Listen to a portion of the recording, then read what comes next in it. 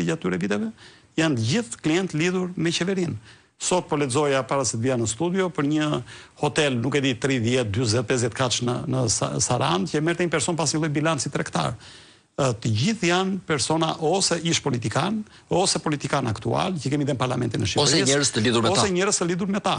Pra nuk ka asnjë lloj investitori strategjik në formën e një marke apo brandi ndërkombëtar.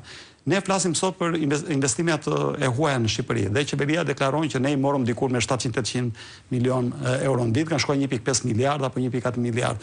Problemi është po ta gërvishim pak këtë gjën, Koracë na del kush janë këta investitorë të huaj. Se në kohën paktën e qeverive vetëm pashme diej që kishte disa kompani të mëdha, ku diun Tapi për shembull, apo Statkrafti, apo këto, të cilat kishin një emër të caktuar dhe të cilët kishin bërë një realizimin e një vepre konkrete. Tani cilat janë këto? Është investimet në real estate, janë 30%, që pjesa më dërmuese e tyre janë paratë drogës, para të krimit të organizuar dhe nga e dim ne këtë. Është spekulative kjo, është konspirative apo është realiteti? Është realiteti. Jo vetëm sepse kjo është e dëshmuar. Kolegët tanë të The Guardian kanë publikuar për shumë para disa vitesh, ku thuaj 1.7, 1.8 miliard euro pastrojnë nëpërmjet lavatrishës pastrimit parave. Po mjafton të lexoni raportin e PNUD-it në autore zonjën Linda Rama, që thotë pak a shumë të njëjtën gjë.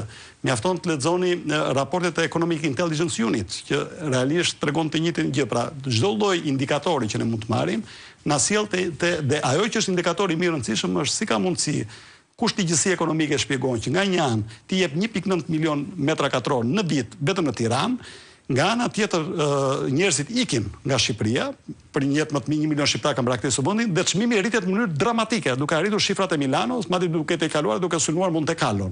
Pra ka ndonjë ligjësi ekonomike që shpjegon këtë pa qenë ekonomist apo pa dashur të marrë ndonjë stafet. Këto janë disa gjëra paradokse që ndodhin vetëm në Shqipëri, nuk ndodhin as në vendet e tjera të Sudisës ballkanike.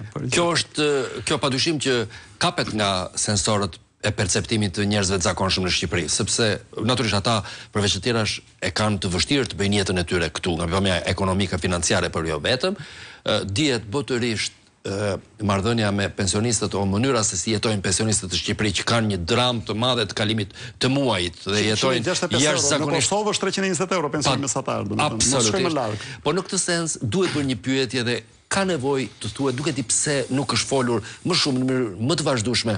Domethënë po të kishin folur për këtë aq minuta sa që kanë bërë telenovela turke në Shqipëri, ky vend do kishte mbritur në nivele të non-local conscience dhe collective conscience që do kishte pasur ndoshta rezultate të jashtëzakonshme në këtë drejtim.